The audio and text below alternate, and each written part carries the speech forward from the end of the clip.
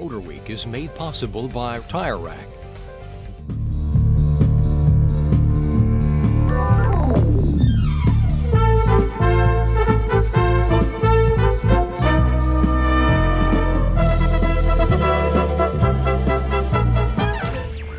Now I know Mazda likes to talk about their flashy RX-7 sports car and their stylish 626 sedans, but that doesn't mean that they want to ignore their simple and economical GLC, and neither do we.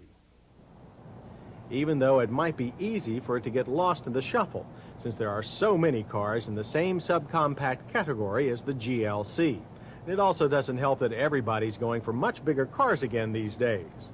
Base price of the hatchback is $5,195. The sedan, $6,695.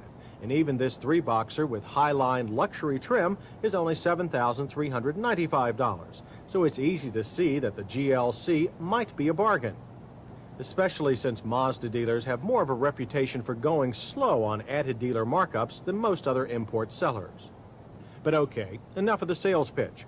What do you get for this modest price? Well, first off, the kind of paint quality and fit and finish that you expect on any car but don't always find. Then there's utility.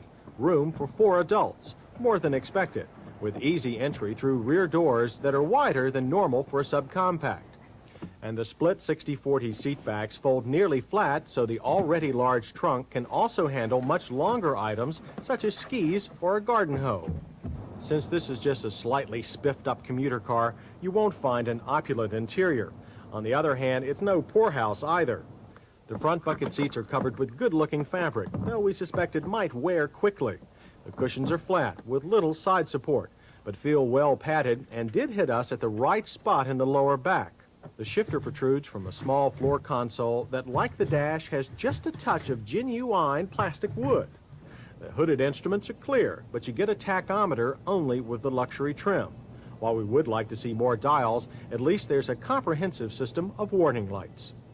Power seems just about right.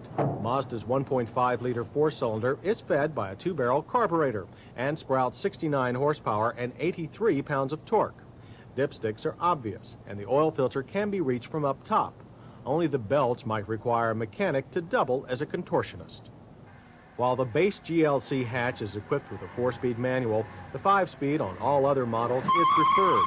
Its moderately short if stiff linkage worked well, with only a mild case of cold start notchiness. You should also probably remember that this is an economy car with a small engine, so we wouldn't advise the 3-speed automatic option. After all, the Mazda GLC, even with a manual, is no hot rod. 0 to 60 takes 14.4 seconds. That's about average for all cars. But there isn't much power to spare.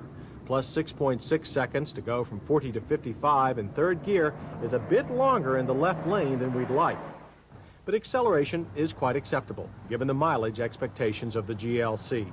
The EPA, even under its new system, rates this model at a high 31 city and 38 highway. That's very good, and we did better. 40 miles per gallon over our 100-mile urban loop. But alas, there are some problems with the GLC that are too big to explain away. It had a very tough time on our handling course. The ride of the GLC is pretty soft, but we didn't expect quite so much body roll. The suspension is far too lazy and tires too narrow for its moderately quick steering.